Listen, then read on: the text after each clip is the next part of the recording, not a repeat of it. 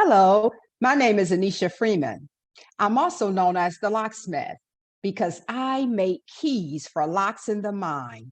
I'm a master's level therapist, and my specialty is cognitive restructuring, meaning I introduce people to dysfunctional, unconscious beliefs that make decisions for them without their conscious awareness. I also provide people with tools to help them reprogram their minds with functional beliefs.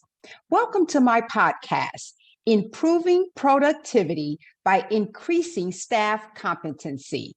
This podcast is for managers, supervisors, and leaders, but anyone can benefit from the information. So, how are we going to improve productivity by increasing staff competency? By addressing dysfunctional unconscious beliefs that decrease staff competency. So, a little information about me. I have a bachelor's degree in business studies, a master's degree in business administration. I have a master's degree in social work. I was the personal assistant to the mayor of Grand Rapids, Michigan for 3 years, the Honorable Reverend George K. Hartwell. He's retired now. But at the time I was his assistant, he also was the director of the Community Leadership Institute. I was his assistant at the Institute. So I sat under a phenomenal leader for 3 years. I created an award-winning cognitive restructuring program entitled The Lies That Bind. My work has been featured on PBS, and I have served as the clinical director at 2 organizations. So I've served in leadership roles, and I've also served on various community boards and committees. So whenever you hear me use the terms issues, unaddressed issues, lies, I'm referring to dysfunctional, unconscious beliefs that make decisions for people without their conscious awareness, meaning these beliefs make people engage in self-defeating behaviors repeatedly, despite the consequences. So I use those terms interchangeably. How are these beliefs programmed into people's minds? Well, usually, and I say usually because there's always exceptions to the rule, but usually the beliefs are programmed into people's minds during the formative years. They are programmed into people's belief system by how they are treated and by what they observe. So sometimes beliefs can also be derived from other pre-existing beliefs. For example, the unconscious belief, people are only tolerating you, can act as a landing pad that flags in the belief you have to compensate for your presence with goods and services. I call it the therefore factor. People are only tolerating you. Therefore, you have to compensate for your presence with goods and services. Most of these unconscious beliefs are the opposite. They're totally antithetical to what people consciously think, to how people consciously think, to what they consciously know and believe.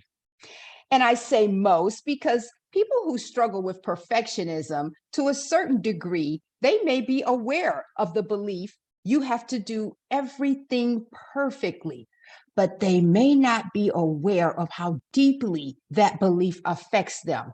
For example, they would not expect a plumber to perform surgery on them. See, the belief doesn't just say you have to do the things that you're good at perfectly, or the things you've been trained to do, you have to do them perfectly. This belief says you have to do everything perfectly. So that it makes them put unrealistic expectations on themselves. People who struggle with a sense of entitlement may not be aware of the unconscious belief people are at the mercy of your decisions. They may be totally unaware of that belief that's producing a sense of entitlement. For example, I've had people say, when I've offered them a particular time, date and time for an appointment, and asked them, does this date and time work for you? I've had people say, I'll try to make it. And I had to say, well, no, that doesn't work for me. So we can find a date and time that works for you, that you can make it, or you believe you can make it. So some people are like, okay, but other people are like, we're a little indignant that I wouldn't accept them saying they would try to make the appointment. So that's that belief. People are at the mercy of your decisions. That's one of the beliefs. There's several that make people act in that manner. It's hard to fight an invisible enemy. That's the power of these unconscious beliefs. They're hidden in people's unconscious minds. And my work is in agreement with Freud's theory. Freud says that you have to bring the information in people's unconscious minds to their conscious awareness in order to help them. I have different techniques than Freud, but I believe in his theory. So let's talk about these beliefs that decrease staff's sense of competency. We'll talk about two today. One of the beliefs, I call it the figure it out by yourself belief. It turns people into Professor You. Like you have to teach yourself everything. The belief is people have to figure everything out by themselves. That's a horrible belief for managers, supervisors, and leaders to have. People afflicted by this dysfunctional belief expect others to train themselves and train themselves quickly. For example, I spoke to someone who told me once that they started work at a company and their boss said, go in the storeroom and get such and such. And when the person went into, it was their first day on the job, when they went into the storeroom, it had rows and rows and rows of equipment and different things. And they didn't understand how the room was set up. No one had taught them how to find certain parts and certain equipment in that room. And it took the new person a while to find it. And when he did find it and he brought it to his boss was like, oh my goodness, it took you that long to find this piece of equipment. So that's expecting someone to figure everything out by themselves. They expect people to figure out on their own what it took them years to learn how to do and not make any mistakes while they're figuring it out. For example, I consulted with a company that had these machines that kept breaking down. And we discovered as we unpacked these beliefs that the supervisors were not properly training new staff how to use the machine. And then the supervisors would act annoyed when staff asked for further instructions. So staff was afraid to ask for help. So the machines kept breaking, very expensive machines. People afflicted by this belief design inadequate training programs because they feel people should figure it out like I did. So, for example, they may have some PowerPoints with bullet points that they have new hires read by themselves. I actually onboarded with a company years ago that sat me in a room with a lot of PowerPoints that had bullet points. Now, some of the bullet points were clear and they didn't need to be expounded upon, but some of the bullet points, I didn't understand what they meant. And it was, I'm sure, very important information I needed to know to do my job properly. And so there was no question and answer time. I was expected to just read the bullet points and figure out everything by myself. And it was a lot of PowerPoints. So there's another belief. So we're talking about two beliefs. I usually go over one belief in my podcast, but we're going to do two today. So there's another belief that I have nicknamed as the process amnesia belief. And this belief hinders productivity. It also is right in alignment with the belief people have to figure everything out by themselves. But the belief is people should automatically possess certain information because you possess that information. And if they don't, that means they are stupid or incompetent. Remember, these beliefs are unconscious. So process amnesia, I invented this disorder. I defined and created this disorder. It's a debilitating disorder in which the afflicted individual forgets the process by which he or she acquired certain information. The person stricken with this malady also forgets the process by which he or she internalized or mastered the policies and procedures for proper application of the information. A major symptom of process amnesia is harshly criticizing and belittling others who are in the early stages of information acquisition or those who are not aware they are in need of certain information. People afflicted by this dysfunctional belief expect individuals to possess information they are being paid to provide.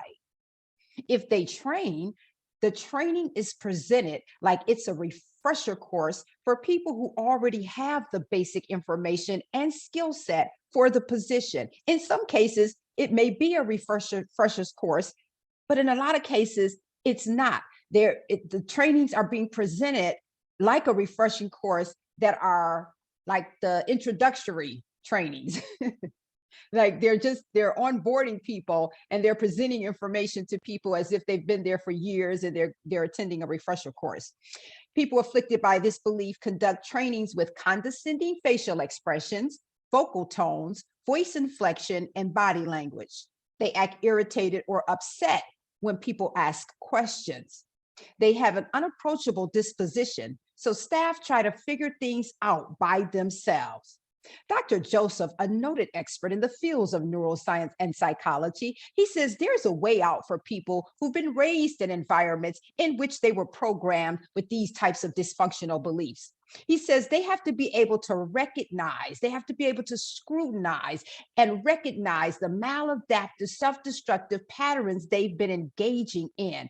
It would be very difficult for people to change the behavior if they can't recognize it. So if people are expecting people to figure everything out by themselves, if leaders are expecting their staff to possess the same information they possess without any knowledge of whether or not those people were taught what they know, they can't stop it if they don't realize that's what they're doing. Dr. Joseph says they also have to become educated about the alternatives. So when we're talking about alternatives, we're talking about alternative beliefs and behaviors. So here's a functional belief that challenges the dysfunctional belief, figure everything out. You have people have to figure everything out by themselves. People don't have to figure everything out by themselves. You didn't figure everything out by yourself. Someone taught you how to put on your clothes. Someone taught you how to brush your teeth. In every profession, people must be provided information, taught how to operationalize the information, and provided with opportunities to practice. It's an unrealistic expectation to think a person can hit the ground running with zero instruction, unless you hire a person with decades of experience. Even people with experience have to learn the policies and procedures of a new environment.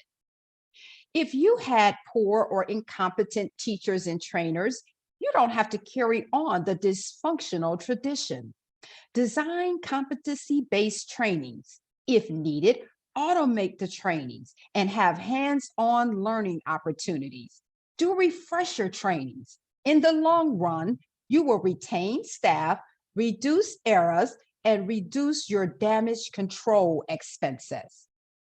So here are some strategies for addressing the dysfunctional behaviors that are associated with the dysfunctional belief.